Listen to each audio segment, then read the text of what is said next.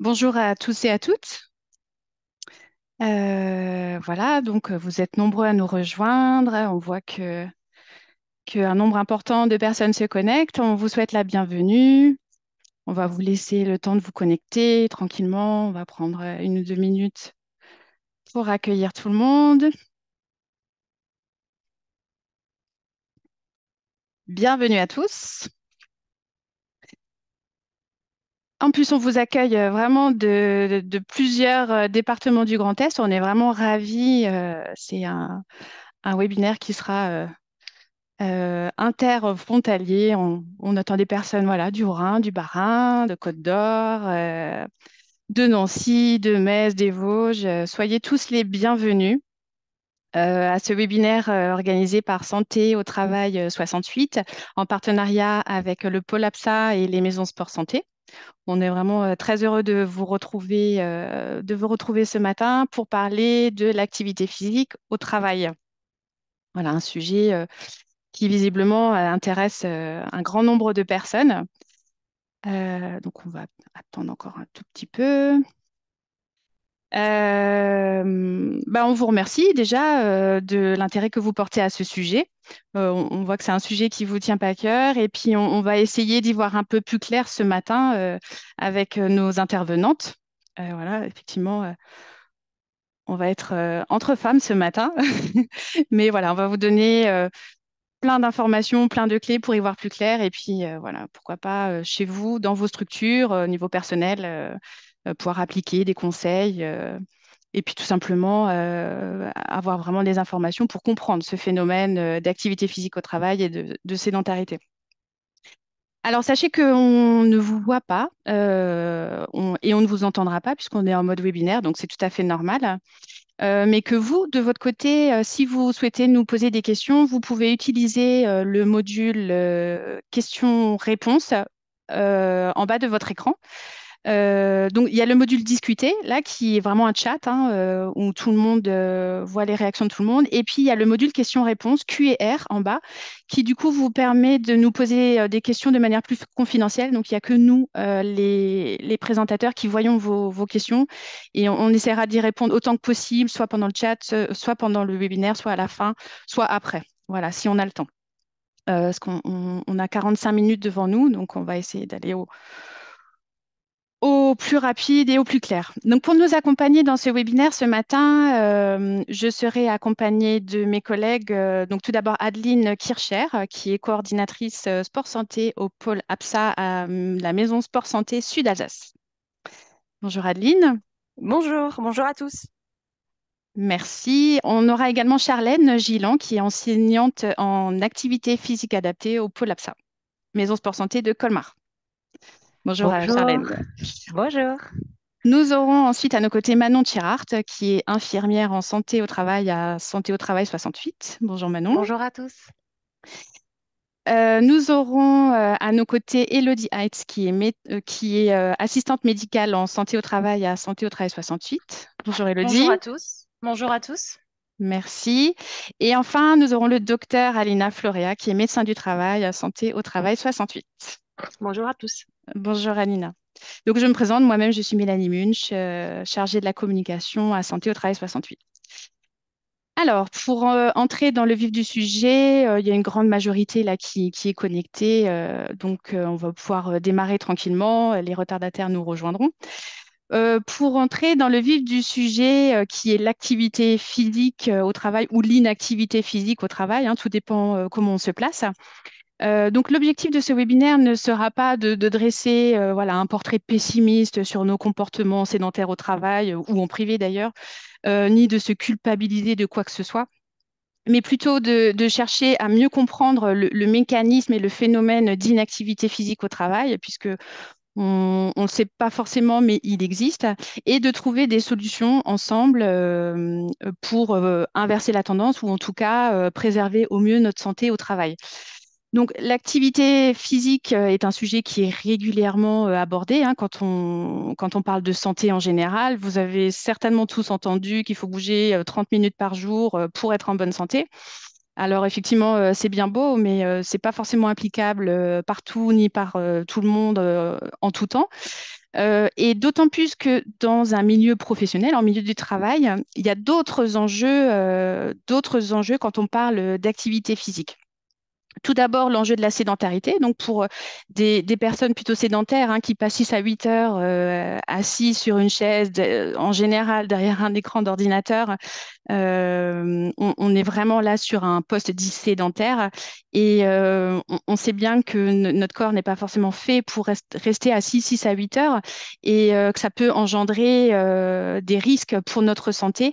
C'est ce qu'on verra aujourd'hui. Et d'ailleurs, la sédentarité est le quatrième facteur de risque de mortalité dans le monde. Donc, si on cumule tous les effets induits par la sédentarité, c'est quand même pas négligeable. Et on dirait même, il y a des études qui disent que la sédentarité tue plus que le tabac. Donc, ça mérite vraiment qu'on s'y intéresse ce matin et qu'on comprenne pourquoi. Et il y a ensuite, en termes professionnels, les postes dits actifs. Donc, ceux-là ne sont pas sédentaires. C'est des postes où les personnes bougent plutôt pas mal. Les agents de nettoyage, les coiffeurs, les ouvriers dans le BTP. Ils bougent, mais est-ce qu'ils bougent de la bonne manière? Ou est-ce que, ils ont la préparation physique suffisante pour être au niveau de leur poste actif? Donc ça, voilà, c'est aussi un aspect qu'on va aborder ce matin. Donc, quelle que soit votre situation à vous, vous derrière cet écran, vous soyez actif, sédentaire, etc., on va vous donner ici des informations vraiment essentielles, de base, pour mieux comprendre votre situation à vous et la situation de tout le monde et de voir aussi quels sont les bienfaits de cette activité physique au travail, que ce soit pour vous, pour l'employeur, parce qu'il y a aussi des bénéfices pour l'employeur, on le verra. Et voilà. Pour commencer, je voudrais simplement vous dire deux mots sur Santé au travail 68. On... Alors attendez, je vais remettre ma... Excusez-moi. Je vais remettre mon... Voilà, donc j'espère que vous voyez bien la présentation en plein écran. Quelques mots sur Santé au travail 68. Donc, on est plus communément ce qu'on appelle un service de médecine du travail, mais aujourd'hui, ça s'appelle un service de prévention et de santé au travail. Donc, on est une association de droit privé à but non lucratif. Donc, que vous veniez de Moselle, de Côte d'Or, du Bas-Rhin, du Haut-Rhin, vous avez tous un service de prévention et de santé au travail près de chez vous. Donc, la réglementation impose à toutes les entreprises, à partir de un salarié, d'adhérer à un service de prévention et de santé au travail. Donc, notre rôle, c'est d'accompagner, on est un vrai partenaire des entreprises et des salariés pour les accompagner dans la prévention des risques professionnels au quotidien. Donc, on aide les entreprises à remplir leurs obligations légales et leur obligation légale, c'est d'assurer la santé et la sécurité des salariés. Alors, dans le Haut-Rhin, Santé au travail 68, c'est 11 000 adhérents, donc 11 000 entreprises, structures qui sont adhérentes chez nous, ce qui représente 125 000 salariés déclarés que nous suivons médicalement. Il faut savoir que 80%, et ça c'est une tendance assez générale, d'où que vous veniez, 80% de nos adhérents sont des petites entreprises de moins de 9 salariés. Voilà. Donc pour y arriver, nous avons une équipe de 120 collaborateurs environ, qui sont des équipes médicales, des médecins du travail, des collaborateurs médecins, des infirmiers, des assistantes médicales, mais aussi une équipe pluridisciplinaire, des ergonomes, des ingénieurs prévention, des techniciens, des psychologues, etc. Et évidemment un service support pour soutenir l'administratif de cette structure. Donc, dans le Haut-Rhin, vous pourrez nous retrouver sur plusieurs sites. On est essentiellement basé à Mulhouse, mais on a également un centre à Colmar, un centre à Altkirch, à Cernay, à Masevaux ou à Saint-Amarin. Alors, notre offre de service est formalisée aujourd'hui et ça vaut pour toutes les SPSTI de tous les départements de France, d'où que vous veniez. Notre offre de service est formalisée par ce qu'on appelle une offre socle. C'est-à-dire, c'est une offre de base qui est identique à toutes les SPSTI, d'où que vous veniez. Donc, celle-ci est articulée en trois grandes missions et tous ces services sont inclus dans la cotisation des adhérents. Il s'agit donc des actions de prévention des risques professionnels. Ensuite, il y a le suivi médical, donc le suivi individuel de l'état de santé des travailleurs, donc qui sont les visites médicales passées par les salariés, et enfin la prévention de la désinsertion professionnelle. Donc voilà, ça c'est les trois domaines d'intervention sur lesquels nous agissons. Voilà, j'ai fait cette petite présentation. On va entrer dans le vif du sujet. Je vais laisser la parole à Adeline Kircher du pôle APSA pour aborder les principales notions de l'inactivité physique au travail et de la sédentarité. Euh, voilà, je laisse la parole à Adeline. Merci Mélanie. Bonjour à tous. Je Donc t'en du prie. coup, moi je vais vous parler donc de la définition de la sédentarité dans un premier temps et de l'inactivité physique. Donc pour commencer, l'objectif est de définir la sédentarité ou plutôt les comportements sédentaires. Un comportement sédentaire est défini par une situation d'éveil caractérisée par une dépense énergétique faible, c'est-à-dire une posture assise ou allongée maintenue dans le temps, associée à une faible dépense énergétique. La posture debout, même statique, n'est donc pas considérée comme un comportement sédentaire. En effet, il y a des... Pardon, j'ai... je vais faire... Excusez-moi. Donc la définition de la sédentarité, c'est un cumul entre la posture assise allongée qui est maintenue dans le temps avec une faible dépense énergétique. Donc la posture debout n'est pas considérée comme un comportement sédentaire. Il existe en effet des différences entre la posture physiologique debout et la posture assise. Il y a des différences au niveau de la dépense énergétique entre le travail en position assise et le travail en position debout. La principale différence, c'est la principale différence, pardon, réside dans le nombre de muscles impliqués pour maintenir la posture ou soutenir le poids.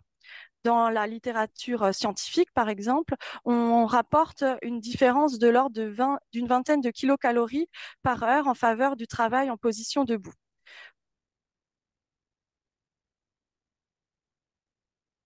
Donc, pour définir la sédentarité, on parle donc d'une posture assise qui peut être maintenue dans le temps.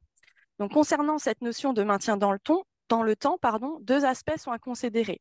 La durée cumulée journalière, c'est-à-dire le nombre total d'heures sédentaires dans la journée, et le caractère ininterrompu, c'est-à-dire le maintien plus ou moins long, sans interruption, en posture sédentaire. Vous retrouverez donc sur cette slide des illustrations de trois organisations de journées de travail différentes. En orange sont indiquées les périodes en position sédentaire.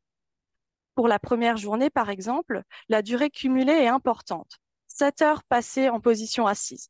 Concernant le caractère ininterrompu, ici, chaque période sédentaire, en orange, dure entre 1h30 et 2 heures. Dans le deuxième exemple, la durée cumulée journalière est toujours égale à 7 heures, mais il y a davantage d'interruptions sous forme de pause active, de réunions debout, de travail debout, et chacune des périodes sédentaires dure alors entre 1 heure et 1h15. Dans le dernier exemple, la durée cumulée passée en posture sédentaire est de 3h30. Mais c'est une organisation qui est donc plus favorable pour la santé. Il y a de nombreuses interruptions du temps de travail sédentaire ou encore des phases de travail réalisées en posture debout. Et finalement, chacune des phases passées en posture sédentaire va durer entre 20 et 30 minutes. Ces deux aspects sont donc fondamentaux car ils vont avoir des effets sur la santé.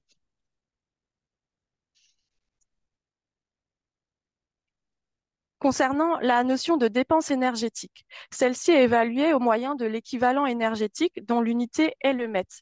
Un mètre correspond donc à la dépense énergétique au repos. La dépense énergétique associée au comportement sédentaire est donc inférieure ou égale à 1,5 mètre, soit une dépense énergétique qui est plutôt très faible. Vous voyez par exemple sur cette image, en réunion de travail en posture assise ou en travail sur écran, on va avoir une dépense énergétique inférieure à 1,5 mètre. Au contraire, en comparaison, sur l'image de droite, vous retrouvez des activités professionnelles qui sont réalisées en posture assise, mais avec une dépense énergétique qui est un petit peu plus importante et donc supérieure à 1,5 mètre. C'est le cas, par exemple, lors d'un travail sur un vélo bureau où l'action de pédaler va augmenter la dépense énergétique, ou lors d'un travail de caisse assis, avec un mouvement répétitif des membres supérieurs et donc la manipulation de charges plus ou moins lourdes. Pour résumer, la sédentarité ou le comportement sédentaire, c'est le temps passé assis ou allongé dans la journée avec une très faible dépense énergétique. Cette notion n'est pas à confondre du coup avec l'inactivité physique. L'inactivité physique correspond à la non-atteinte des recommandations en termes d'activité physique, c'est-à-dire lorsque je pratique moins de 30 minutes d'activité physique d'intensité modérée, 5 fois par semaine pour un adulte. En complément des recommandations, on va aussi conseiller et recommander de pratiquer une activité physique de type renforcement musculaire 1 à 2 fois par semaine. Ça peut être de la gymnastique d'entretien, des exercices avec des haltères, des élastiques, ou encore des exercices de mobilité articulaire ou d'assouplissement, pardon. On va recommander de pratiquer 2 à 3 fois par semaine. Donc, pour revenir sur les notions de actif et sédentaire, je vous invite à vous questionner, vous, quel profil êtes-vous? Est-ce que vous êtes plutôt considéré comme actif et non sédentaire? Donc, par exemple, il est possible d'être sédentaire au travail et d'être physiquement actif. J'ai un travail sédentaire, je suis assis à mon bureau plus de 7 heures par jour, mais je pratique une activité physique régulière. Je réalise un footing 3 fois par semaine, par exemple, pendant 45 minutes. À l'inverse, il est possible de ne pas être sédentaire au travail si on a une activité professionnelle qui impose des efforts physiques et d'être physiquement inactif hors du travail si on ne pratique pas d'activité physique. Voilà, donc je vous invite à vous questionner un petit peu sur votre situation à vous et votre profil. Est-ce que vous êtes plutôt actif et sédentaire, inactif et sédentaire? Donc, je rappelle, j'ai un profil de poste plutôt sédentaire et je pratique moins d'activité physique que les recommandations. Est-ce que je suis plutôt actif et non sédentaire? Donc, j'ai une activité professionnelle qui impose des efforts physiques et je pratique une activité physique régulière, donc plus de 30 minutes 5 fois par semaine. Ces deux notions sont donc importantes pour faire le lien avec les effets sur la santé. Ce n'est pas parce que je pratique une activité physique régulière et donc que je suis actif que je n'aurai pas d'effet délétère sur ma santé si je suis sédentaire au travail. En d'autres termes, le fait d'aller courir à la pause de midi ne compense pas tout à fait mes comportements sédentaires sur le reste de la journée. C'est pourquoi il est important de rompre la sédentarité, même pendant de très courtes périodes. Ça peut être 1 minute jusqu'à 5 minutes, mais il y aura déjà des effets sur votre santé. Voilà, j'ai terminé pour la partie définition. Merci. Merci Adeline. Euh, alors maintenant que qu'on en sait un petit peu plus sur la sédentarité et peut-être que du coup ça vous a aidé à mieux vous situer aussi sur cette échelle-là, on va voir avec Manon Tirart et le docteur Florea quels sont les bénéfices et les effets sur votre santé à long terme. Merci Mélanie. Alors, en ce qui concerne les effets sur la santé, on le sait, notre corps n'est pas fait pour rester continuellement sans bouger dans une même posture. La sédentarité cause de nombreuses pathologies chroniques et selon l'Organisation mondiale de la santé, elle est responsable de 2 millions de décès par an dans le monde. Les personnes qui ont une activité physique insuffisante ont un risque de décès majoré de 20 à 30 en comparaison à celles qui sont suffisamment actives au quotidien. Actuellement, en France, c'est 95% de la population qui s'expose à un risque de détérioration de la santé lié à un manque d'activité physique ou trop de temps passé assis. Les risques sont évidemment majorés lorsque le manque d'activité physique et la sédentarité sont cumulés. Cela veut également dire que 5% des adultes ont une activité physique suffisante pour être protectrice, ce qui n'est vraiment pas énorme sur le total de la population. Les femmes sont majoritairement exposées puisqu'elles sont 70% d'entre elles à être en dessous des niveaux d'activité identifiés pour être en bonne santé, face à 42% pour les hommes. Pour mieux comprendre comment la sédentarité affecte notre santé, on peut s'imaginer que le métabolisme s'éteint lorsqu'on est immobile, au même titre qu'un écran d'ordinateur qui se met en veille quand on ne l'utilise pas pendant un certain moment. Le fait d'activer l'organisme de bouger va stimuler la circulation sanguine, les muscles, les articulations. A contrario, l'absence d'activité va perturber dans un premier temps le système cardiovasculaire. On va voir apparaître des insuffisances veineuses, des hypertensions artérielles, va perturber également le métabolisme.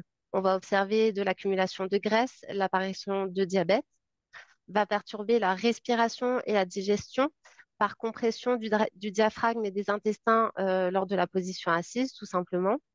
Cela va augmenter les tensions musculaires et articulaires. Ça va également du coup augmenter le risque de troubles musculo-squelettiques. Dr Florea vous en parlera plus précisément juste après. Et cela va empêcher également d'avoir une dépense énergétique suffisante qui a un rôle important dans le maintien du poids. La sédentarité et l'inactivité physique impactent également la santé mentale, mais je vous en parlerai un petit peu plus juste après. Diverses études ont montré, entre autres, que bouger régulièrement va réduire les risques de développer un diabète, de mourir d'un accident vasculaire cérébral ou d'une crise cardiaque, va réduire également les risques d'apparition de certains cancers, améliorer le moral, fortifier les os, renforcer les muscles, augmenter les capacités respiratoires, réduire les risques de chute et de fractures chez la personne âgée, aider à contrôler l'excès de poids, etc., etc. On s'aperçoit bien que cela impacte absolument tout l'organisme, toutes les zones du corps, tous les organes. Mais en plus de cela, on peut voir sur le schéma que je vous présente ci-dessous que les chiffres ne sont pas négligeables. Notamment, on retrouve une diminution du risque de maladies cardiovasculaires de 30%, de 20 à 24% pour les cancers selon l'organe qui est concerné, côlon, sein, poumon, endomètre, mais aussi vessie, œsophage, rein, estomac, etc. Et va réduire également de 20 à 25% le diabète. Ces dernières années, les recherches dans le domaine ont explosé et étendent encore ces observations. Sur le plan de la santé mentale, il a également été mis en évidence que l'activité physique stimule le cerveau et surtout l'aptitude à mener à bien des tâches qui exigent de l'attention, de l'organisation et de la planification. De ce fait, elle ralentit l'apparition des maladies neurodégénératives, avec notamment une diminution du risque de maladie d'Alzheimer estimée actuellement à 40%. L'activité physique réduit également les symptômes de l'anxiété et le risque de dépression de 19 à 30%. En effet, lors de l'activité physique, on va libérer les tensions et on va entraîner la sécrétion d'endorphine, une hormone qui a un effet antalgique et qui procure un sentiment de bien-être. Pour la suite, je laisse la parole à Dr Florea. Merci beaucoup, Manon. Alors, on va parler maintenant de la condition physique. Toute sollicitation articulaire avec répétition et ou mauvaise exécution peut provoquer des TMS. Un TMS n'est pas une maladie. On peut les définir comme un ensemble de lésions, d'inflammation ou des symptômes qui affectent le système locomoteur, les articulations, les muscles, les tendons, les ligaments, etc. Et sont les résultats d'un déséquilibre entre les capacités physiques du corps et les sollicitations et contrôles auxquels il est exposé. Tout déséquilibre entraîne des conséquences individuelles sur la personne, comme par exemple des douleurs, des gènes, fatigue, maladie, et des conséquences sur leur fonctionnement de l'activité et leur coût, absentéisme, turnover, baisse des productivités, etc. Les parties du corps les plus fréquemment atteintes, c'est les parties les plus souvent utilisées. Les membres supérieurs, poignets, épaules, coudes, le dos, et plus rarement les membres inférieurs. Les TMS représentent 85% des maladies professionnelles, comme vous le voyez dans l'image. Les parties du corps les plus souvent utilisées sont les plus atteintes. En 2017, leur coût direct pour les entreprises s'élève à près de 2 milliards d'euros à travers de leur cotisation d'accidents du travail des maladies professionnelles. Près de la moitié des TMS entraînent des séquelles lourdes avec des conséquences importantes, des risques de désinsertion professionnelle pour les salariés et représente la première cause médicale d'avis d'inaptitude au poste de travail émis par le médecin du travail. Et pour aller un peu plus loin, je vais vous dire que la lombalgie, le mal de dos, représente la première cause d'inaptitude avant 45 ans. 45% des TMS entraînent des séquelles lourdes avec des incapacités permanentes. 30% des arrêts sont causés par les TMS. Heureusement, il existe des solutions pour les éviter. Comment les éviter? Par la pratique de l'activité physique pour un poste sédentaire et par la réalisation des échauffements, étirements adaptés à l'activité pour un poste actif. Donc, l'objectif de l'activité physique au travail est de préparer le corps mentalement et physiquement à réaliser une tâche spécifique. Un quart des accidents du travail sont liés à la manipulation à froid. Dans 25% des cas, l'accident survient dans les premières heures de la journée. Tous les sportifs le savent, L'échauffement est primordial avant une compétition pour réveiller les muscles et réduire le risque des blessures dans un moment de sollicitation musculaire intense. Mais la carrière d'un sportif, le plus souvent, n'excède pas 10 ans. Alors que dans les métiers les plus classiques, il faut travailler plus de 40 ans. Maintenant, je pense que vous vous demandez pourquoi l'activité physique au travail. Parce que l'employeur est tenu par la loi d'assurer la sécurité et de préserver la santé de ses salariés. La mise en place d'une activité sportive au sein de votre entreprise n'échappe évidemment pas à cette règle fondamentale. Le défi qui se pose aujourd'hui aux entreprises est de s'impliquer pleinement dans tout ce qui peut améliorer le bien-être des salariés. L'activité sportive s'inscrit dans ce contexte et peut également constituer un levier de QVT non négligeable. La pratique d'activité physique en entreprise génère des effets positifs nombreux, tant pour les salariés que pour les employeurs.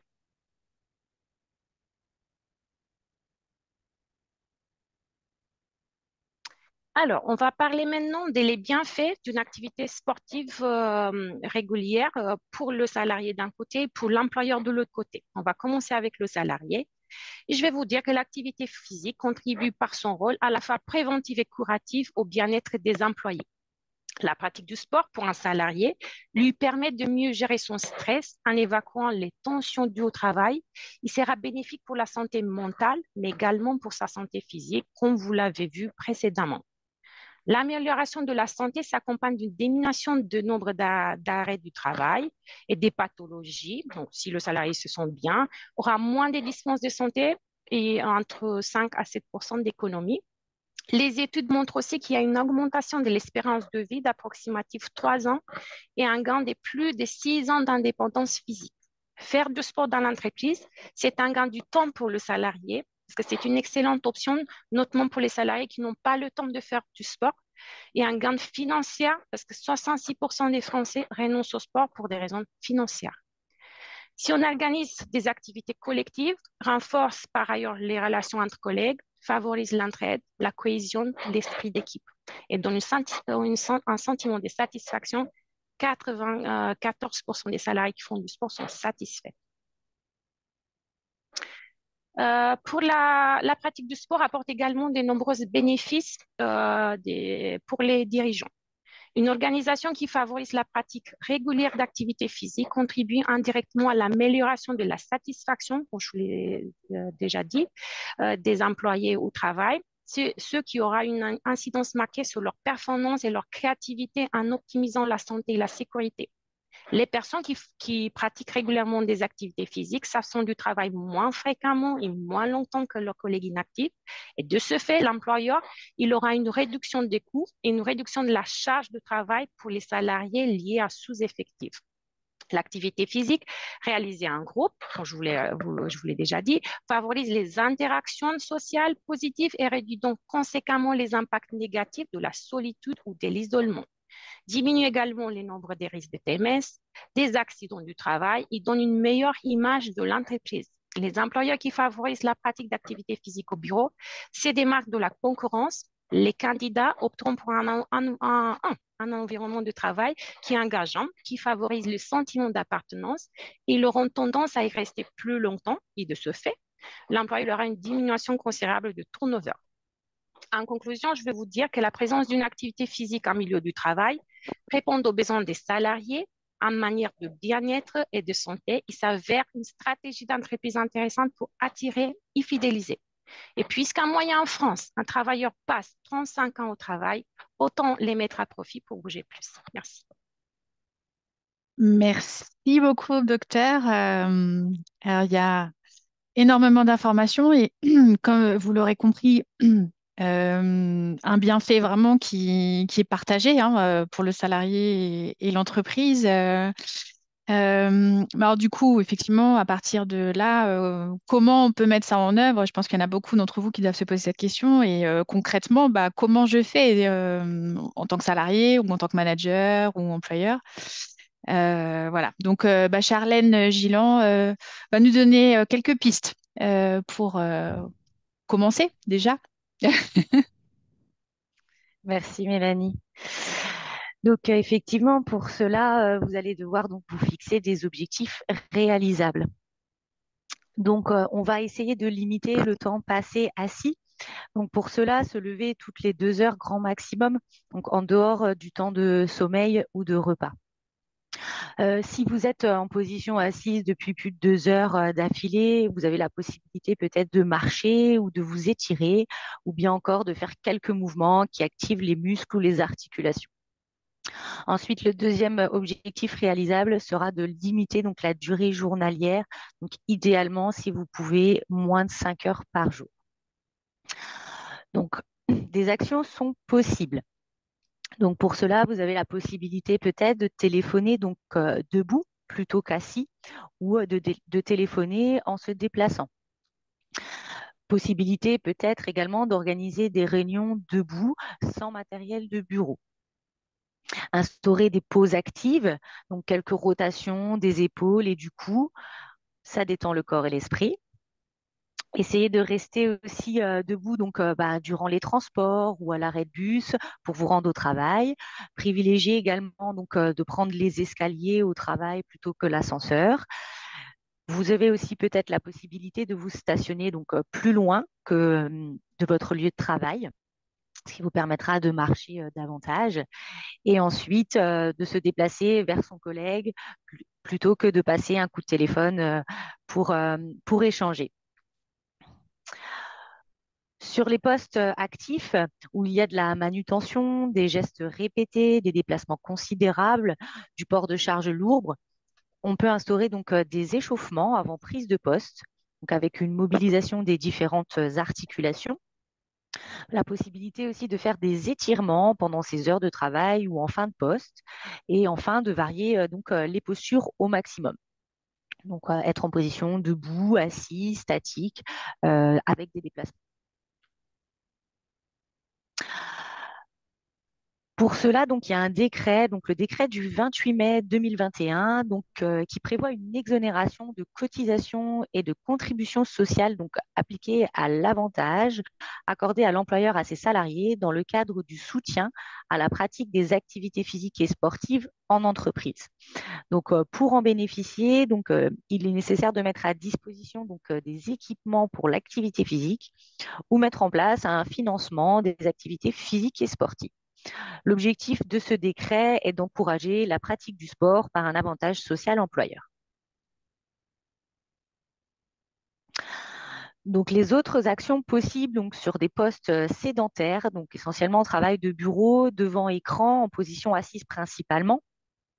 La possibilité donc de mettre un bureau réglable en hauteur ou sinon de surélever l'ordinateur pour travailler en position debout. La possibilité peut-être d'utiliser un Swiss ball plutôt qu'une chaise. Donc l'instabilité de l'assise et l'absence de dossier va induire une posture plus dynamique et plus variée et donc va générer davantage de sollicitations musculaires et de ce fait du coup une dépense énergétique plus élevée. Par exemple, pour aller donc jusqu'à la corbeille à papier avec un siège équipé de roulettes, il est possible donc de se déplacer mais en restant assis. Avec un Swiss ball, il convient de passer par la position debout pour réaliser cette tâche. Il a possibilité peut-être aussi d'adopter des postes de travail dynamiques qui vont permettre donc d'ajouter une activité physique légère à une activité de travail de bureau. Donc, il peut s'agir par exemple de postes de travail intégrant un pédalier ou un tapis roulant qui vont permettre de mobiliser donc de façon plus dynamique les muscles du membre inférieur. Comme l'évoquais précédemment, donc des réunions réalisées donc plutôt debout qu'en position assise, donc en supprimant le matériel de bureau. Enfin, faire des pauses et se lever pour aller à l'imprimante, chercher un verre d'eau, voir un collègue peut être aussi une possibilité donc de limiter, voire de casser la sédentarité. Donc, il n'existe pas de posture idéale, hein. L'idéal va être de varier les postures. D'autres webinaires donc, vous sont proposés pour vous accompagner. Donc, le premier, le jeudi 18 avril 2024, donc à 11h30, qui durera 30 minutes pour dire stop à la sédentarité et mettre en pratique des exercices, donc des exemples de pause active et des exercices avec le mobilier de bureau. Donc, sur la petite affiche que vous voyez, il est précisé 11h, mais le webinaire aura bien lieu à 11h30. Enfin, un troisième webinaire pardon, vous est proposé le jeudi 23 mai à 11h30, qui durera également 30 minutes sur le terme «Je préserve ma santé sur un poste actif», donc avec un atelier de mise en pratique avec des échauffements avant prise de poste. Également, vous verrez sur la fiche, donc il est précisé 11h, mais je vous confirme que ce webinaire aura bien lieu à 11h30. Enfin, donc, nous sommes, nous, le pôle APSA, donc pôle d'accompagnement, prévention, santé en Alsace. Et nous proposons des ateliers de prévention et de promotion de la santé en entreprise. Notre but, en fait, est d'accompagner les entreprises vers de nouvelles actions en matière d'activité physique par des projets personnalisés en sport santé. Donc, nous avons la possibilité de vous proposer des échauffements avant prise de poste. Nous sommes également présents sur les journées de qualité de vie au travail. Et vous avez aussi la possibilité de faire des projets sur mesure et innovants, comme nous l'avons fait avec l'entreprise Trait d'Union, où nous avons réalisé des vidéos à destination des chauffeurs pour la réalisation d'exercices au sein même de la cabine. Donc vous pouvez les retrouver gratuitement sur le site Trait d'Union dans l'onglet Vie ma route. Je laisse la parole. Oui, merci Charlène. Juste un petit mot, parce que mon Pôle Obsa, Maison Sport Santé, c'est chez nous dans le Haut-Rhin. Pour nos amis ce matin là qui ne sont pas du Haut-Rhin, qui sont du Bas-Rhin, de Moselle, des Vosges, etc. J'imagine qu'il y a l'équivalent de votre structure ailleurs, et qui peuvent également s'adresser à ces structures s'ils souhaitent avoir des interventions ou des conseils. C'est ça? Il me semble Je qu'il y a peux répondre l'équivalent. si Oui, oui, oui. oui. Alors, Oui, oui, bien sûr. on peut passer par tout ce qui est maison sport santé. Il y a un recensement des maisons sport santé qui existe vous tapez maison sport santé et Mhm, vous allez retrouver votre maison sport santé de votre territoire. Et ensuite, si vraiment il y a besoin de faire du lien, vous pouvez aussi passer par nous. On a les contacts à la fin du webinaire et on mhm. pourra faire du lien avec les structures que nous on connaît sur le territoire. Oui, oui. Donc, oui, surtout, n'hésitez pas, hein, tout ce que vous voyez ici, c'est valable vraiment pour tous les départements de France et des solutions existent vraiment sur tous les territoires. Et voilà, si on peut faire le lien, n'hésitez pas à revenir vers nous. Alors, pour terminer un petit peu hein, sur ce sujet-là, on va donner la parole à Elodie de Santé au Travail 68 pour nous faire un retour sur des expériences qui ont été menées dans deux grandes entreprises du secteur de chez nous et qui souhaitaient vous en faire un retour. Merci Mélanie.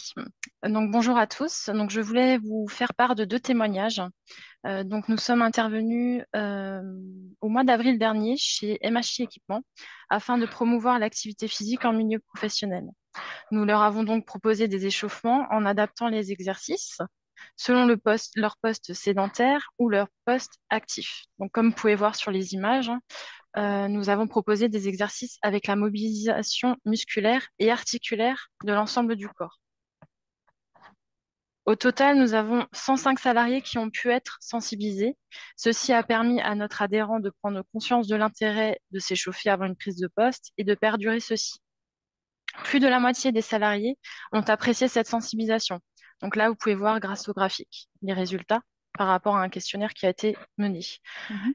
Tous ces salariés ont trouvé cela utile et pertinent. Nous avons également reçu un petit écrit de la part du service RH qui nous indique avoir apprécié notre intervention chez eux et d'ailleurs j'en profite pour les remercier. Le pôle APSA est également intervenu auprès de Clemcy situé à Mulhouse l'année dernière. Une enquête a également été menée afin de connaître la satisfaction des salariés.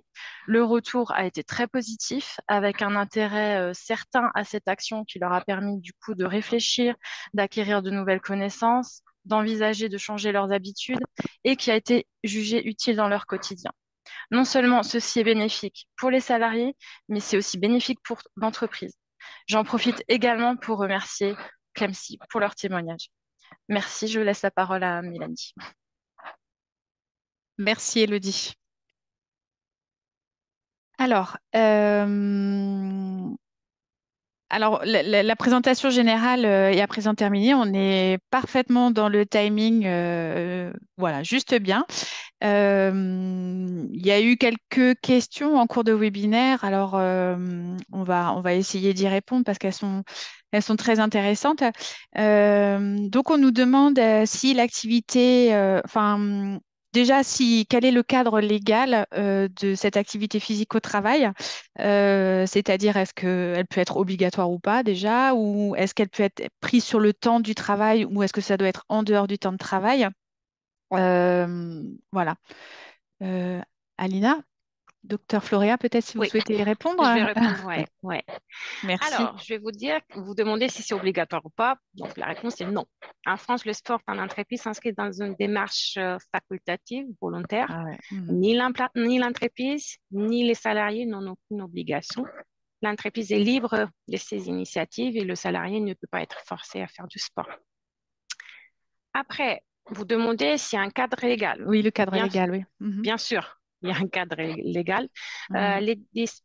Les dispositifs à mettre en place doivent répondre aux contraintes légales du Code du travail avec des obligations pour chaque partie impliquée dans le projet salarié-employeur. Le Code du travail définit trois principales obligations pour l'employeur: assurer la sécurité, comme vous l'avez vu, la Mhm. sécurité des travailleurs et protéger la santé physique et mentale des salariés, mettre en œuvre toutes les mesures de prévention, former les employés sur les risques potentiels. Mais le salarié, il a des obligations aussi, doit prendre soin de sa santé, veiller à sa sécurité et celle des autres personnes présentes sur le lieu de travail. Il doit respecter les instructions et consignes fixées par son employeur. Après, D'accord. les pauses, il peut se faire, l'activité physique peut se faire dans le temps de travail ou en dehors de temps de travail, mais c'est l'employeur qui fixe Mhm. il est libre de ses initiatives. Donc, c'est lui qui va prendre la décision. Après, le sport en entreprise relève des activités sociales et culturelles, donc, qui sont gestionnées par le comité social et économique pour les organisations qui disposent d'un, mais il peut également être à l'initiative des autres décisionnaires, tels que le comité de direction, le service RH, etc. D'accord. Donc, ce qu'il faut retenir, en fait, c'est qu'il n'y a pas d'obligation en l'état actuel, pour l'employeur, pour l'employeur. Alors, j'ai une autre question qui concerne plus la sédentarité. On nous demande combien de temps de pause il faudrait accorder pour vraiment couper avec la sédentarité. Alors, je ne sais pas si Charlène ou Je, Adeline, je est-ce vais qu'il y a répondre, ouais. est-ce qu'il y a un temps de pause réglementaire pour que vraiment on dise que la sédentarité soit coupée? Alors, l'essentiel, effectivement, c'est de rompre cette sédentarité, peu importe la durée, je dirais, mais on peut dire qu'à partir d'une minute, il y a déjà des effets sur la santé. Mais l'idéal, ça serait de le faire entre 3 et 5 minutes pour Mhm. vraiment rompre la sédentarité et revenir à un poste assis. Après, comme on l'a présenté, l'idéal, ça serait de travailler aussi en étant en mouvement, un petit mouvement sans être en une dépense énergétique hyper importante, mais voilà, de rompre le maximum, le plus de fois possible dans la journée, à partir d'une heure et demie, 2, 3 minutes, c'est déjà bien. D'accord, merci. Et du coup, un peu dans le même ordre d'idée, on nous demande si un temps de trajet en voiture est considéré comme de la sédentarité aussi. Et alors, l'activité physique en conduisant, il y a une dépense énergétique qui est un petit peu plus importante que si on Ah, est assis parce il y a une concentration à avoir. Si on a en boîte manuelle, on bouge un petit peu plus, mais ça reste une activité physique très, très légère. Donc, c'est compté aussi dans le temps sédentaire, effectivement. d'accord, merci beaucoup. Et on va peut-être traiter la dernière question puisque on va arriver au bout du temps possible. On nous demande quelle l'utilisation d'un bureau réglable en hauteur. Alors oui, c'est vrai que c'est une pratique qui se fait de plus en plus. On en parle beaucoup. En quoi ce bureau réglable en hauteur peut-il rompre avec la sédentarité? Charlène, Adeline? Je prends la main. Donc, la question, c'est quelle utilisation d'un bureau Le en bureau en hauteur hauteur, oui. pour Et rompre la sédentarité. Alors, Exact. effectivement, on peut utiliser ce bureau en réglage en hauteur pour maintenir une posture debout et donc éviter d'être assis trop longtemps dans la journée. Après, comme le disait Charlène tout à l'heure, le plus important, c'est de changer aussi de position. Vous n'allez pas pouvoir passer toute la journée en étant debout derrière, Mhm. enfin, en travaillant debout 7 heures. Il y aura d'autres comment dire, inconvénients, des douleurs aux jambes, une fatigue. Voilà. Donc, vous pouvez travailler avec un bureau debout, mais peut-être pas sur toutes les 7 heures de travail. J'espère avoir répondu à la question. Alors, l'utilisation idéale, ce serait quoi avec ce bureau en hauteur? Je pense qu'il n'y a pas d'idéal, c'est vraiment propre à chacun. Mhm. Après, de se limiter à 1 heure, 1 heure et quart, changer de position. Voilà, comme la posture assise, ne pas passer plus d'1 heure et demie, c'est peut-être pas ne pas passer 1 heure et demie aussi debout, plus d'1 heure et demie debout Oui, sur ouais, sur ce poste et de varier, de changer, de se mettre sur une Swiss ball ou de revenir en position assise. très bien. Merci beaucoup. Du coup, pour les questions-réponses, on va en rester là. Alors, malheureusement, on ne peut pas répondre à toutes les questions. On vous remercie beaucoup hein, pour toutes celles que vous nous posez. En revanche, ce qu'on vous propose, c'est qu'à la fin de ce webinaire, vous aurez un petit sondage voilà, pour avoir votre niveau de satisfaction. Et du coup, vous pouvez à cette occasion reposer votre question et vraiment, on prendra le temps d'y répondre par mail. On vous le promet. Voilà. En tout cas, merci pour vos questions. Donc, ce qu'on voulait juste encore vous dire, c'est que ce webinaire vous est proposé dans le cadre d'une campagne qu'on organise qui s'appelle Prépare tes bouger, donc pour sensibiliser à l'activité physique au travail et puis lutter contre la sédentarité aussi. Et dans ce cadre-là, il y aura d'autres webinaires. Charlène vous en a parlé tout à l'heure. Le jeudi 18 avril à 11h30 qui va vraiment qui sera vraiment un atelier de mise en pratique hein, pour des postes plutôt sédentaires, donc des personnes qui sont plutôt en position assise entre 6 et 8 heures par jour. Enfin voilà, c'est une moyenne. Donc vraiment, on va vous donner des clés et puis des démonstrations, des petits exercices que vous pourrez faire à ce moment-là. Et un deuxième webinaire le 23 mai à 11h30 qui est plus destiné à des postes actifs. Donc là, ça va être vraiment sur l'échauffement, les étirements, la préparation physique pour des postes pas forcément sédentaires, mais qui sont plus actifs et vous aider à mieux préparer votre poste. Et on voulait également vous préciser qu'on organise un grand challenge interentreprise du 3 au 21 juin qui va permettre justement un petit peu de mettre tout ça en pratique, de le faire aussi de manière un peu ludique, voilà, avec des défis de parcourir des distances, de prendre des photos, de répondre à des quiz. Donc tout ça, ça va se faire via une appli et ça va être très interactif. Vous avez toutes les informations sur santé-au-travail-68.fr. Je vous donne également nos coordonnées hein, si vous souhaitez nous suivre sur les réseaux sociaux, sur notre site internet, retrouver toutes les informations, également les coordonnées du pôle APSA et des maisons sport santé. Et pour tous ceux qui ne sont pas du Haut-Rhin, donc pour les autres départements, surtout n'hésitez pas à entrer en contact avec vos services de prévention et de santé au travail qui pourront également vous apporter toutes les informations nécessaires sur ce sujet, hein, sur l'activité physique au travail et voir éventuellement comment elles peuvent vous conseiller, comment elles peuvent intervenir chez vous. C'est tout à fait possible. Voilà, il me reste à vous remercier. On est parfaitement dans les temps. Vous dire aussi que le replay de ce webinaire sera en ligne sur notre site internet très rapidement, je pense d'ici demain, ainsi que le support qu'on vient de projeter. Voilà, vous retrouverez tout ça sur notre site internet euh, d'ici demain ou lundi, au pire. Je vais remercier nos intervenantes. Merci Adeline, Charlène, Manon, Elodie, Alina pour toutes ces précieuses informations ce matin. C'était vraiment très intéressant.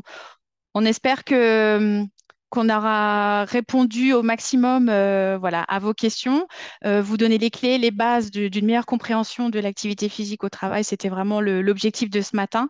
Et voilà, on espère que vous y verrez plus clair. Merci mesdames.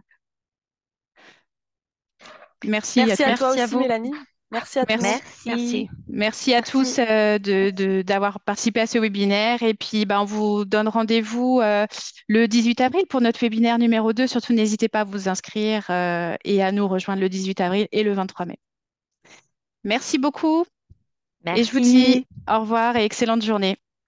Au revoir. Au revoir.